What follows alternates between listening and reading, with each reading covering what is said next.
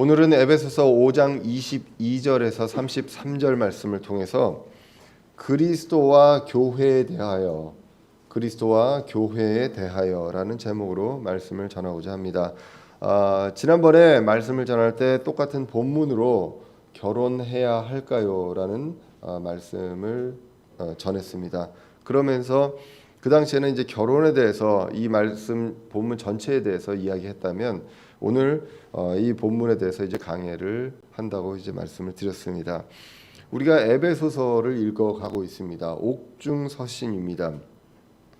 오래전에 이 옥중에서 사도 바울을 통해서 주님께서 주신 이 성경을 통해서 이 시대의 교회가, 그리스도의 교회가 어떻게 세상을 향해서 그리고 교회 내에서 성장해 가야 하는지에 대해서 나아갈 방향을 배우고 있습니다. 그래서 구원과 성장과 그리고 이 세상에 대한 우리의 어떤 자세, 그리고 교회 내에서 성도와의 관계에 대해서 구체적인 내용들이 나오게 됩니다. 우리가 1장을 보면 아버지 하나님, 아들 하나님, 성령 하나님의 구속 사역에 대해서 나와 있었습니다. 모든 것들이 그리스도 안에서 그리스도를 통해서 하셨다. 삼위일체 하나님이 이런 것들을 하셨음을 이야기합니다. 그리고 2장과 3장에서 그분이 이루신 그 구원에 대해서, 그래서 유대인뿐만 아니라 이방인의 구원의 신비에 대해서 말씀을 하게 됩니다. 그래서 1장부터 3장까지 보면 하나님의 그 사역에 대해, 구속 사역에 대해서 이야기하면서 그 중심에 그리스도가 있음을 우리는 성경을 통해서 알 수가 있었습니다. 그리스도를 통한 구원이었습니다. 그리고 이제 4장 이후부터는 교회에 대해서 이야기를 하고 있습니다. 그래서 오늘 제목처럼요, 에베소서 전체가 그리스도와 교회에 대해서 이야기를 하는 것이다 라고 보면 됩니다. 3장까지가 그리스도와 그리스도가 하신 일에 대한 것이라면 4장부터는 교회에 대해서, 교회가 무엇을 해야 될지에 대해서 이야기를 합니다. 그래서 4장에서는 교회에 대해서 인종과 관계없이 교회 안에서 하나 되게 하신 것에 대해서 이야기합니다. 그래서 하나 되게 하신 것을 힘써 지키라로 4장이 시작하는 것을 우리가 보게 됩니다. 그리고 이제 5장에서는 우리의 신분을 이야기하고 신분에 걸맞게 우리가 살아갈 것에 대해서 이야기합니다. 그래서 신분은 하나님의 자녀입니다. 하나님의 입장에서 봤을 때 우리는 그분의 자녀입니다. 그리고 그리스도가 나옵니다. 그리스도의 입장에서 우리는 신부라고 기록이 되어 있습니다. 그래서 하나님의 자녀요, 그리스도의 신부로서 우리가 어떻게 그 신분에 걸맞게 성장하고 걸어가야 하는지에 대해서 이야기를 했습니다. 4장부터 교회에 대해서 이야기했고요. 교회가 초점이 맞춰져 있다고 말씀을 드렸습니다. 우리는 이 교회가 그 반대편에 서 있는 세상을 바라보게 되고 세상과 어떻게 해야 되는지를 분명하게 이야기를 해줍니다. 우리는 세상 속에서 살아가면서 세상에 동화되는 것이 아니라 세상에 분리되어서 살아가야 됨을 성경이 이야기를 합니다. 자, 세상에 대해서는 그렇고요. 교회 내에서는 어떻게 해야 되느냐? 그것이 이제 5장 23절부터 6장 9절까지 교회 내에서 여러 가지 관계에서 그 조화에 대한 내용들이 이제 나와 있게 됨을 말씀을 드렸습니다. 왜 이런 내용들을 얘기하느냐? 이 교회 내에서 어떤 관계가 강하게, 그리고 관계가 조화롭게 정립이 되고 그 외적으로 영적인 전쟁을 할 수 있기 때문입니다. 그래서 가장 먼저 이 관계에 대해서 이야기하면서 부부에 대해서 이야기한다라고 말씀을 드렸습니다. 그런데 오늘 본문이 이야기합니다. 부부에 대해서 말씀을 하면서 그리스도와 교회에 대해서 말씀하신다라고 이야기를 하고 있습니다. 오늘 에베소서 5장 32절을 보시면 이렇게 기록합니다. 이것은 큰 신비니라. 그러나 내가 그리스도와 교회에 대하여 말하노라라고 이야기합니다. 부부에 대해서 이야기하면서 이것은 부부의 관계에 대해서 얘기하면서 이건 큰 신비인데, 그러나 이것을 말하면 이제 교회, 그리스도와 교회에 대해서 말하노라라고 이야기를 합니다. 결국 이 얘기 무엇이냐? 그리스도와 교회의 관계를 제대로 알아야 부부 관계를 정확하게 알 수 있다라는 말씀으로 우리가 볼 수가 있습니다. 결국 그리스도를 제대로 알아야 되고 교회를 알아야 되고 그리스도와 교회의 관계를 우리는 성경을 통해서 분명하게 알아야 합니다. 그것이 이 부부 관계에 녹아 들어가 있기 때문입니다. 자, 그래서 먼저 교회가 그리스도에 대한 마음가짐에 대한 것들을 먼저 성경이 이야기를 하게 됩니다. 자, 4장 전체를 보시면요. 어떻게 보면 갑자기 부부 얘기가 나와요. 근데 4장 전체를 보면 교회 내에서 성장과 열매 맺는 일을 해야 한다. 이 내용을 이야기하면서 부부 이야기가 나온다는 것입니다. 그래서 이 교회에 대해서 이야기를 하면서 그 안에 부부의 관계를 통해서 교회가 어떻게 해야 되는지도 이제 알게 됩니다. 오늘 본문 22절 시작하기 전에 21절에 보시면 이렇게 나옵니다. 사람들은 서로에게 복종하라, 존중하라라고 합니다. 근데 복종을 하는데 보통은 복종하는 대상을 두려워해야 되는데 사람들에게 서로 복종하라고 하면서 두려워해야 될 존재는 하나님임을 이야기합니다. 하나님을 두려워하는 가운데 서로에게 복종하라고 이야기를 하면서 그 복종에 대한 관계로 먼저 부부, 특히 아내에 대해서 이야기를 합니다. 오늘 본문 22절, 23절을 보시면 이렇게 기록합니다. 아내들아 너희 남편에게 복종하기를 주께 하듯 하라. 이는 남편이 아내의 머리됨이 그리스도께서 교회의 머리되심 같기 때문이라. 그분은 그 몸의 구원자시니라라고 이야기합니다. 그래서 부부의 관계에서 남편의 역할, 아내의 역할을 이야기하면서 항상 그리스도와 교회에 대한 내용으로 이야기를 하신다는 것입니다. 어떻게 보면 큰 초점은 그리스도와 교회입니다. 그런데 그 안에서 부부의 관계를 보면서 부부의 관계의 역할이 이렇지 않느냐, 그렇기 때문에 그런 걸로 봐서도 너희들이 그리스도와 교회의 관계 그리고 교회의 역할들에 대해서 볼 필요가 있다라고 말씀을 하시는 것으로도 볼 수가 있습니다.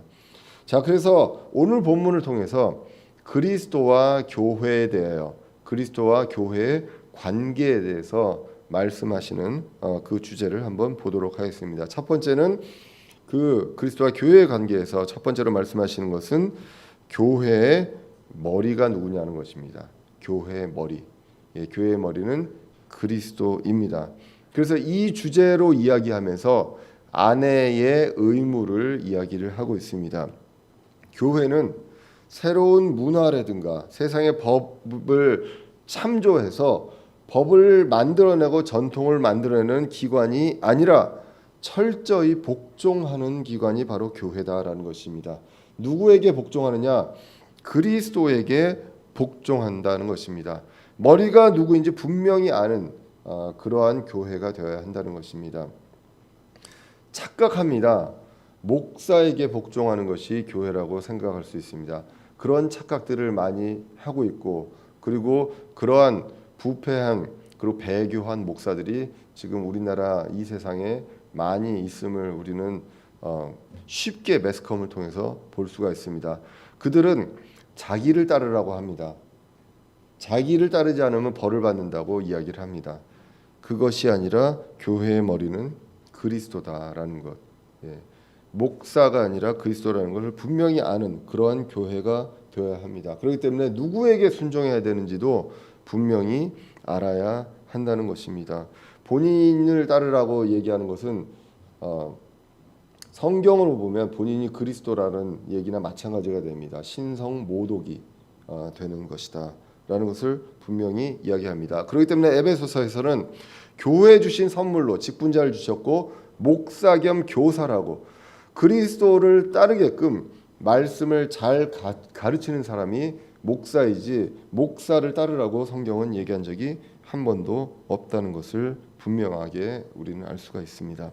그렇기 때문에 그 안에서 이 교회에서 머리가 누구인지 아는 것처럼 가정에서도 그 머리가 누구인지 분명하게 알아야 한다라고 이야기를 합니다. 이러한 관계는 왜 이루어집니까? 그리스도와 교회 관계는 오늘 본문에서 이야기합니다. 그분이 구원자이시기 때문입니다. 1장에서도 이야기했습니다. 아버지 하나님, 아들 하나님, 성령 하나님이 구속사역을 하신 역할 모두가 그리스도 안에서 그리스도를 통하여라고 이야기를 하고 있습니다. 세상의 문화와 철학이 아무리 변해도요, 성경적 진리는 변하지 않습니다. 남자로부터 여자가 나왔다는 것입니다. 고린도전서 11장 3절에 보시면 이렇게 기록합니다.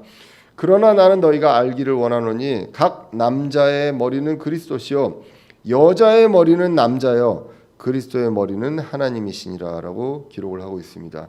고린도전서 11장 12절에서는 여자가 남자에게서 난 것 같이 남자도 또한 여자로 말미암아 낳느니라. 그러나 모든 것이 하나님에게서 낳느니라 라고 성경이 기록을 하고 있습니다. 그래서 여자가 남자에게서 난 것처럼 교회도 그리스도를 통해서 탄생을 했습니다. 그렇기 때문에 그 몸된 교회의 구원자가 바로 그리스도라라고 성경이 이야기를 하고 있습니다. 그 내용을 부부의 관계에서 아내의 역할을 이야기하면서 그리스도와 교회에 대한 내용을 이야기한 것이 5장 22절에서 23절입니다. 그리고 이제 24절로 가서 보시면 그러므로 교회가 누구에게 복종합니까? 그리스도께 복종합니다. 교회가 그리스도께 복종하듯 아내들도 모든 일에서 자기 남편에게 복종할지니라라고 성경이 기록을 하고 있습니다. 교회는 복종, 순종의 기관입니다. 그리스도와 교회가 머리와 몸의 관계인 것처럼 명령과 복종의 관계입니다. 교회는 어떠한 의견을 성도들의 다수결로 결정하는 것이 아닙니다. 무엇을 결정할 때 반드시 주님의 뜻이 무엇인가, 성경에서 무엇을 원하고 있는가를 통해서 순종하는 기관이지 민주적인 절차에 의해서 투표로 무엇을 하는 그러한 기관이 교회가 아니라는 것입니다. 심지어는 마띠아를 선출할 때도 제비 뽑기로 선출하는 것을 우리는 성경을 통해서 봅니다. 성경의 역사에서 보면 다수결의 원칙으로 갔을 때 하나님의 뜻에 반하게 되는 그 역사 기록들을 보게 됩니다. 대표적으로 12명의 정탐꾼의 그 출애굽기에서요.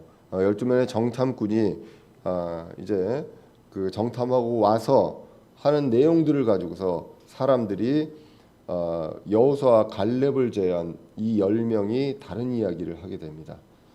그래서 이 다수결의 원칙에서 하나님의 반하는 일로 가게 되는 것을 우리는 보게 됩니다. 우리가 아무리 옳은 일이라고 생각하는 걸로 사람의 다수결 결정을 할지라도 그것이 하나님의 뜻에 반대로 갈 수 있다는 것입니다.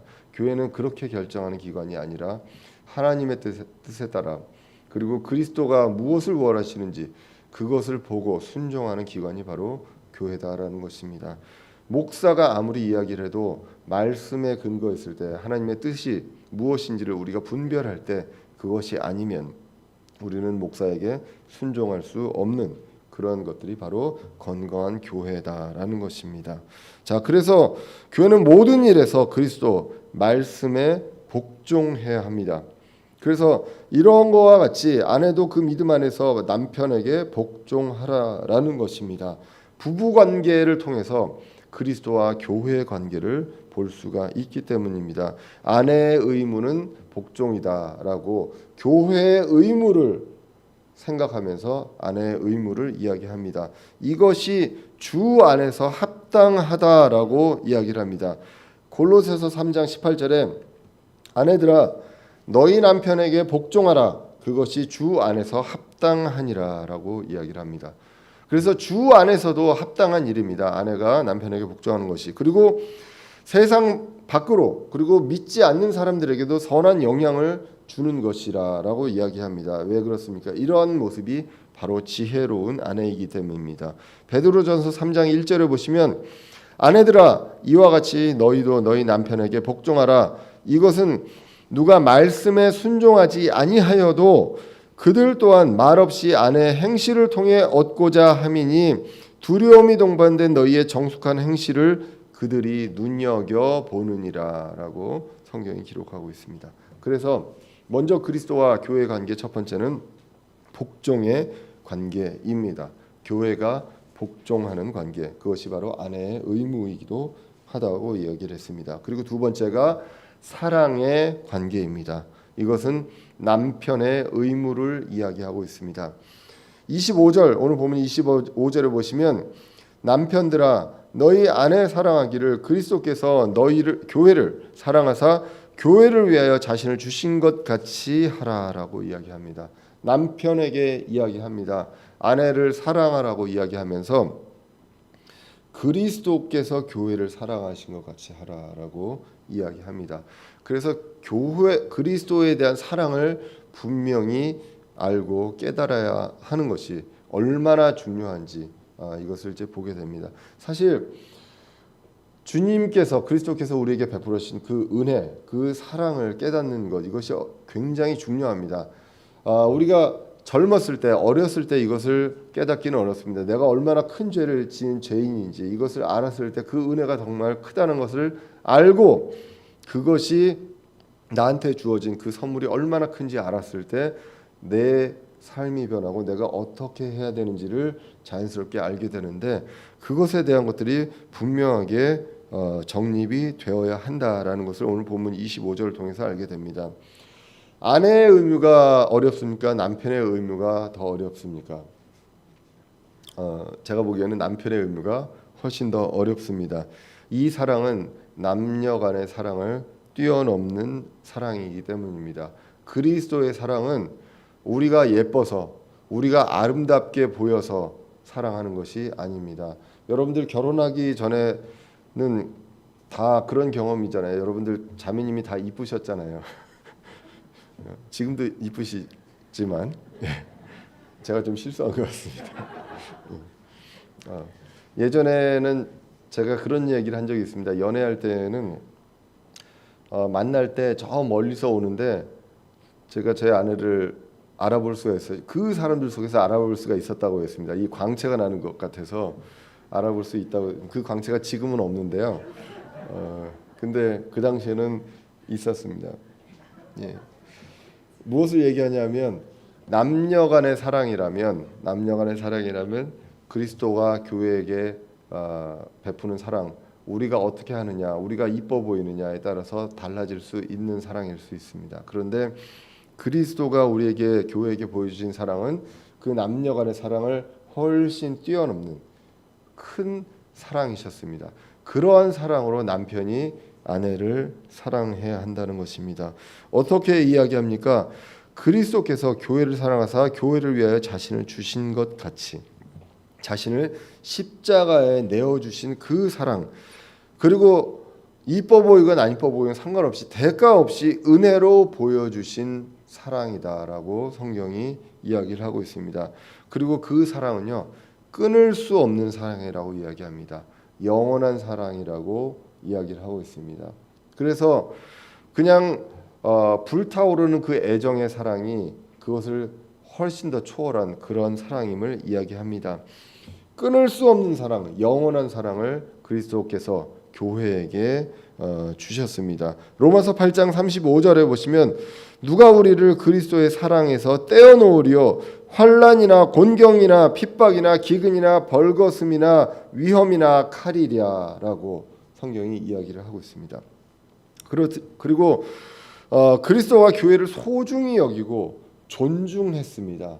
우리가 뭔가를 잘해서 정말 주님의 뜻에 맞게 순종해서 그러는 것이 아니라 그러건 말건 간에 그리스도께서는 교회를 소중히 여기고 존중하고 귀하게 여기셨습니다. 베드로전서 3장 7절에서 남편들아 이와 같이 너희도 지식에 따라 그 말씀에 따라 그들과 동거하고 아내를 더 약한 그릇이요 또 생명의 은혜를 함께 상속받을 자로 여기고 존중하라. 그리하여 너희 기도가 방해를 받지 아니하리라라고 이야기를 합니다. 이렇게 주님께서 교회를 소중히 여기셨던 것처럼 남편도 아내를 더 약한 그릇이요 또 생명의 은혜를 상속받을 자로 여기고 존중하라라고 이야기를 합니다. 골로새서 3장 19절에서는 더 구체적으로 남편들아 너희 아내를 사랑하고 모질게 대하지 마라라고 성경이 기록을 하고 있습니다.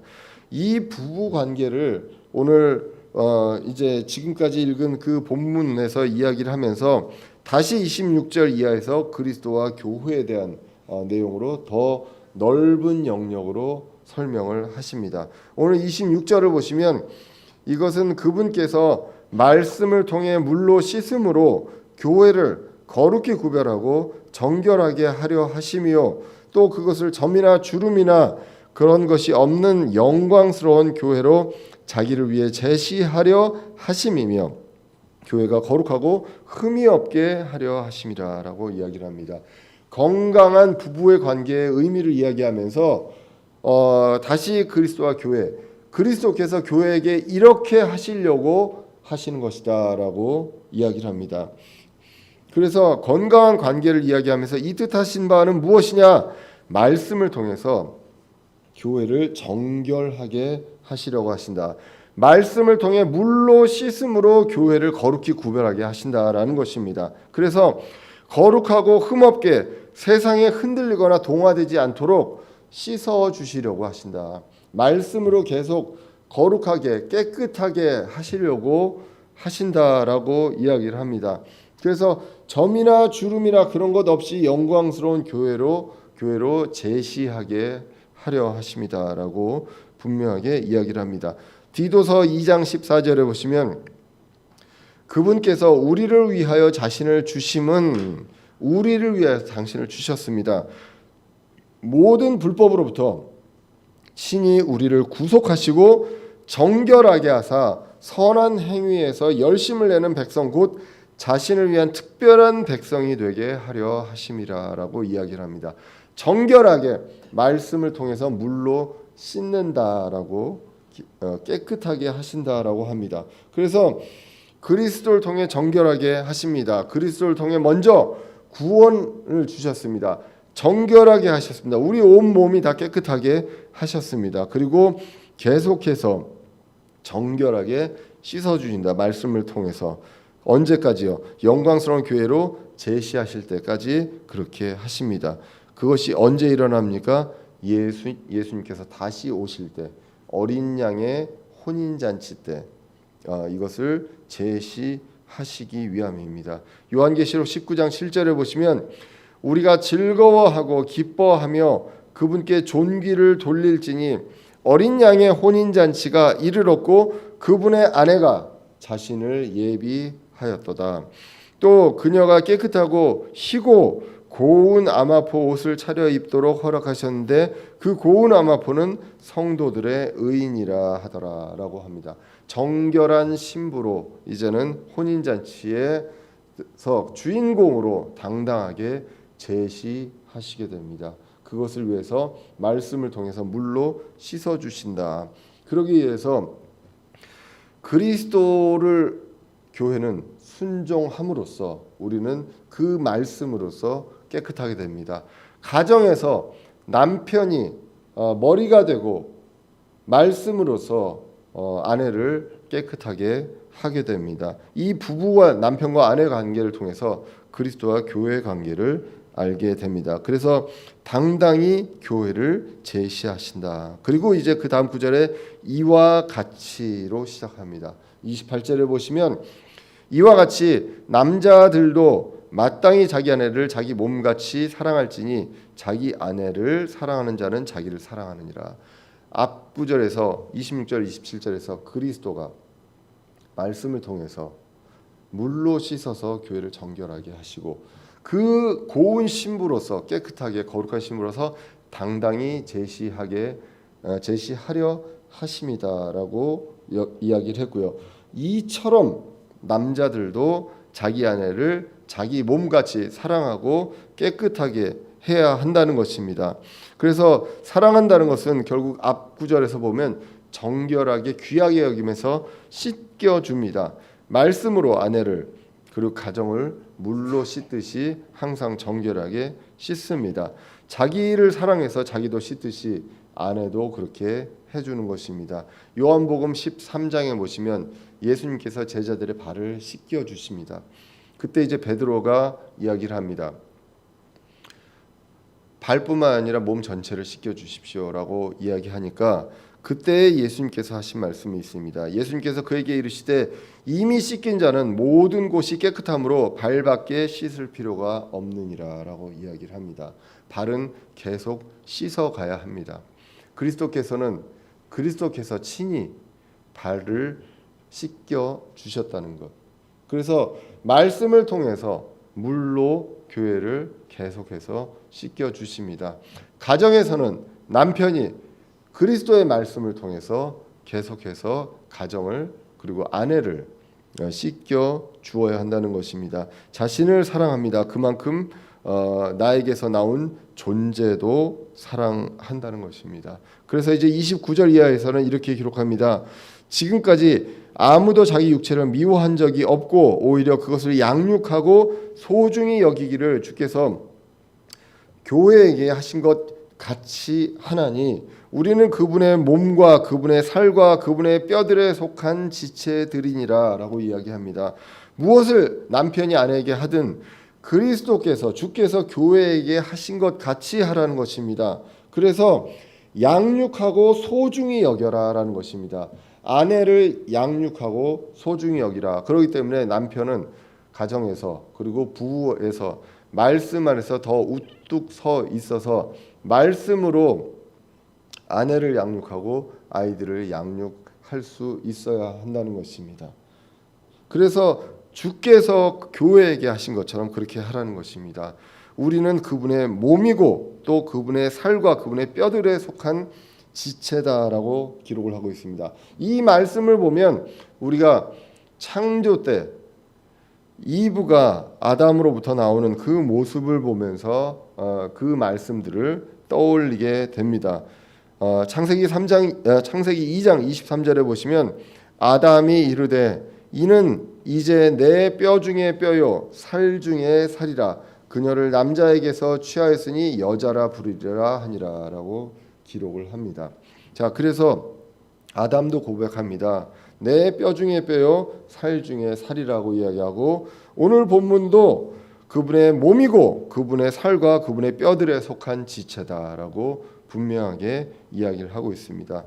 우리는 그리스도의 그 소중한 몸을 통해서 나온 지체다라는 것입니다.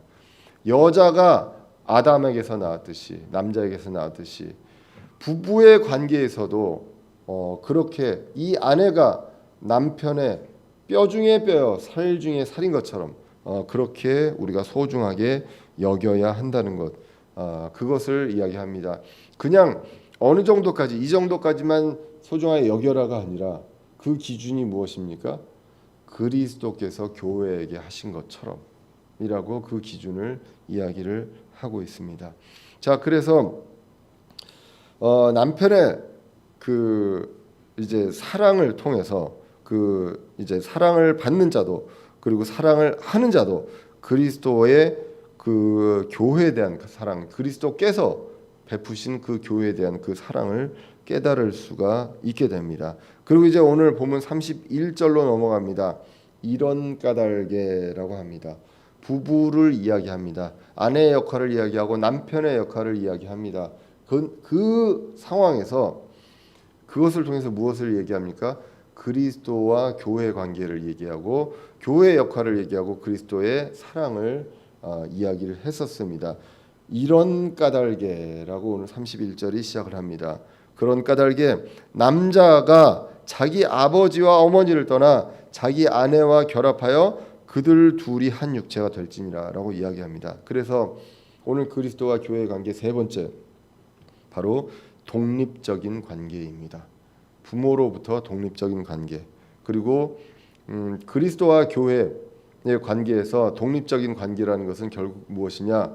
국가와 세상으로부터 독립적인 관계라는 것입니다. 교회는 독립적입니다. 머리는 그리스도입니다. 머리가 국가도 아니요 목사도 아니고 세상도 아닙니다. 그 어떤 권위에서도 독립되어 있는 곳이 바로 교회입니다. 우리가 불법을 저질러도 된다는 것이 아닙니다. 세상의 법보다 더 위에 있는, 그보다 더 엄격한 그 법이 바로 하나님의 법임을 우리는 성경을 통해서 보게 됩니다. 세상의 법으로는 동성애를 해도 상관이 없습니다. 그런데 성경의 법으로는 동성애를 하면 죄이기 때문입니다. 그렇기 때문에 하나님의 법을 지키면 세상의 법은 지킬 수밖에 없습니다. 그것을 우리는 분명하게 이야기를 합니다. 그런데 세상의 어떤 권력과 정치와 권세와 교회는 엄격하게 분리가 된다. 독립적인 관계임을 이야기를 하고 있습니다. 부부도 결혼과 동시에 부모로부터 분리됩니다. 남자가 떠나야 됨을 강조합니다. 여자가 떠나야 됨을 강조하는 것이 아니라 남자가 떠나야 됨을 강조합니다. 왜? 그 전까지 남자는 머리였습니다. 이 머리가 어떤 지배권, 어떤 결정권 이런 것들로부터 완전히 독립되는 것, 그것이 부부이고요. 그리고 그것이 그리스도와 교회와의 관계입니다. 그리스도와 교회와의 관계에 그 어떤 세상의 어떤 영향력, 정치, 국가가 있을 수 없다는 것입니다. 그렇기 때문에 예수님도 바리새인이 가꾼 그 동전을 보고 카이사르의 것은 카이사르에게 주어라라는 것입니다. 그리고 하나님의 것은 하나님에게 바쳐라라는 것입니다.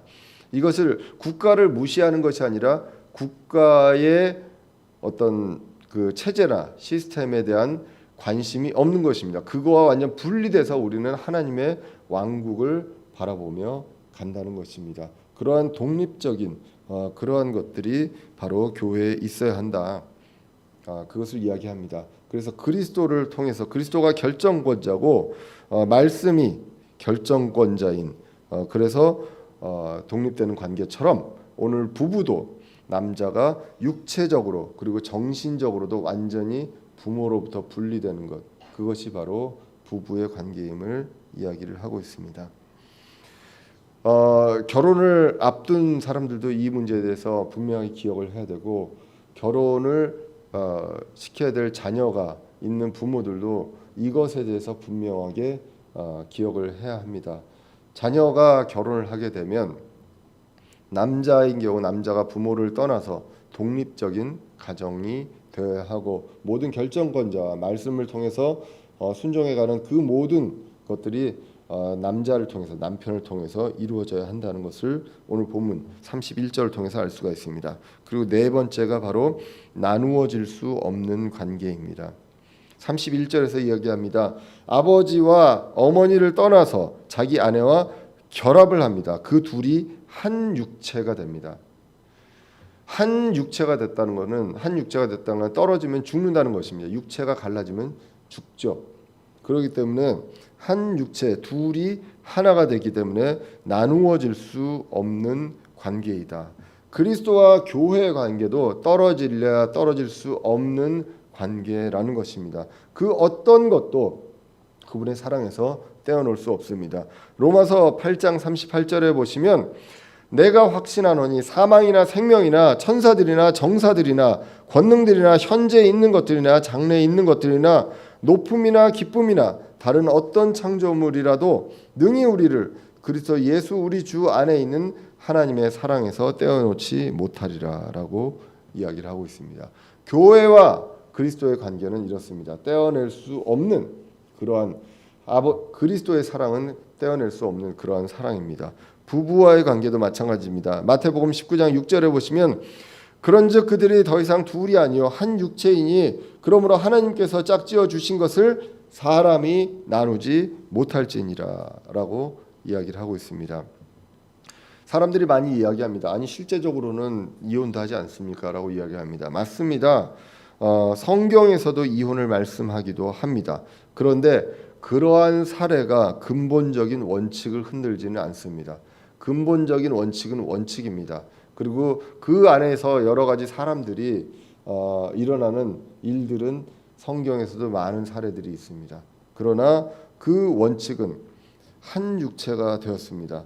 하나님께서 짝지어 주셨고 사람이 나눌 수 없다라는 것입니다. 모든 교회 그리고 부부간에도 그렇고 교회 내에도 이러한 원칙이 이루어집니다. 그렇기 때문에 교회의 직분자는 디모데전서 3장을 보시면 감독과 집사 모두 결혼한 남자입니다. 한 아내의 남편임을 분명하게 강조를 하고 있습니다.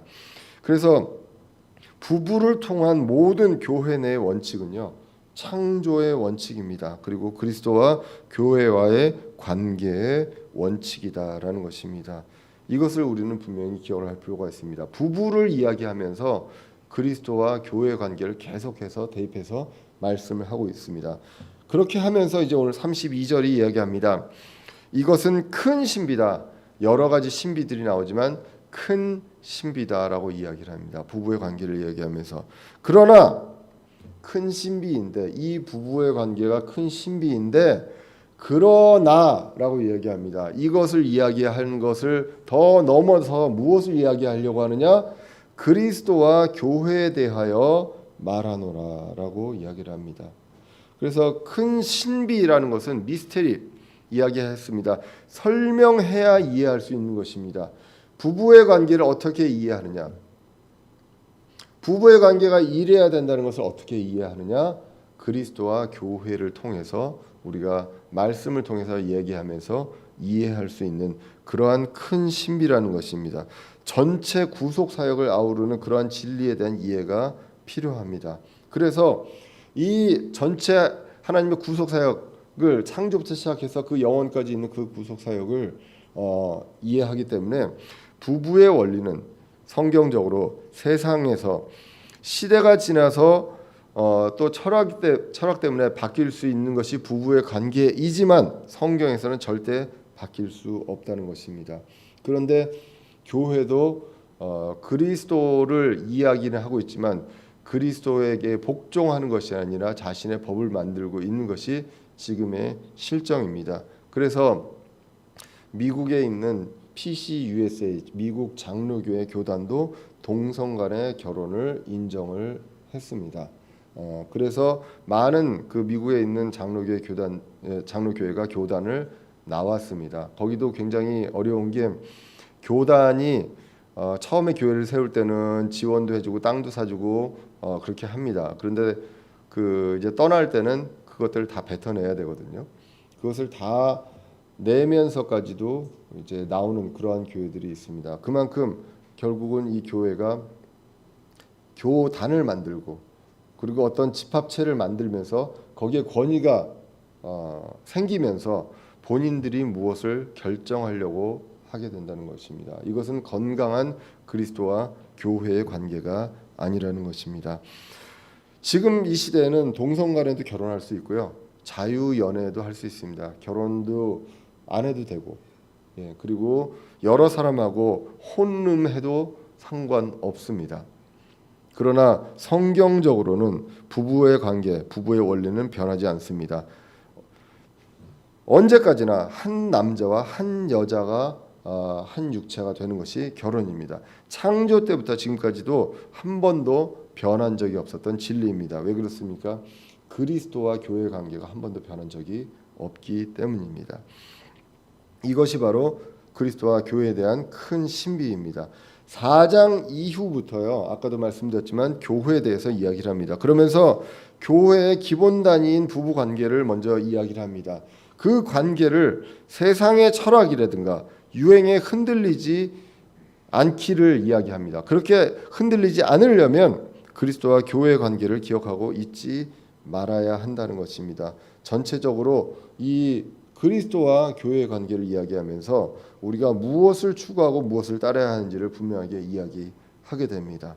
자, 그렇게 해서 교회에 대해서 말하노라라고 이야기하고요. 그리고 오늘 33절에 그럼에도 불구하고로 다시 부부에 대한 얘기를 합니다.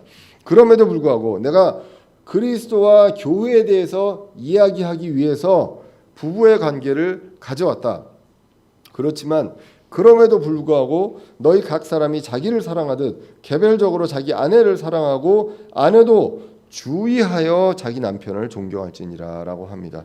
주의하여라는 것을 본다는 말을 썼습니다. 그래서 자신을 살펴보라는 것입니다. 내가 정말 남편을 존경하는지 남편을 복종하는지 계속해서 살펴보라. 주의하여서라고 이야기를 합니다. 그래서 이러한 관계들에 대해서 다시 한번 그럼에도 불구하며라고 이야기를 하게 됩니다. 오늘 본문을 이제 다시 전체적으로 살펴보려고 합니다. 본문은 1차적으로 교회에 대해서 이야기를 하고 있습니다.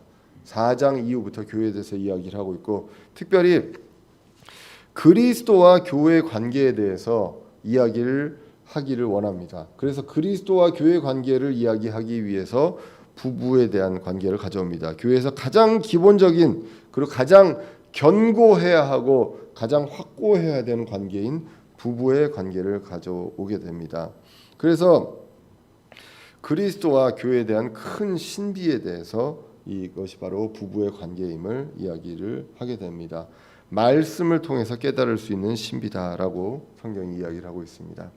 그 관계를요, 세상의 풍조라든가 세상의 법, 세상의 유행 이런 것들을 통해서 관계를 이해하거나 깨닫는 것이 아니라 말씀으로 관계를 분명하게 정립해야 한다는 것입니다. 그러기 위해서 남편이 그리스도처럼 머리가 되어야 합니다. 결정권자가 되어야 합니다. 그리스도와 교회와의 관계처럼. 그러나 차이점이 있습니다. 그리스도와 교회 관계에서는 교회는 그리스도를 따라가면 됩니다. 그리고 그 원칙이 그리스도의 말씀입니다. 말씀, 하나님이 주신 그 말씀입니다. 그런데 부부관계의 차이점은 남편에게 순종하지만 그 남편이 결정해야 되는 그 근거는 남편의 생각이 아니라 그리스도의 뜻이라는 것입니다. 그리스도의 뜻, 그리스도의 말씀이라는 것입니다. 남편들이 잔말 말고 나를 따르고 내 말을 들어라가 아니라 이 우리의 머리 되시는 그리스도의 뜻에 따라서 우리가 이렇게 해야 함을 말씀을 통해서 가르쳐 주는 것, 그것이 바로 말씀을 통해 물로 씻어 주시는 그리스도의 역할을 남편이 하게 된다는 것입니다.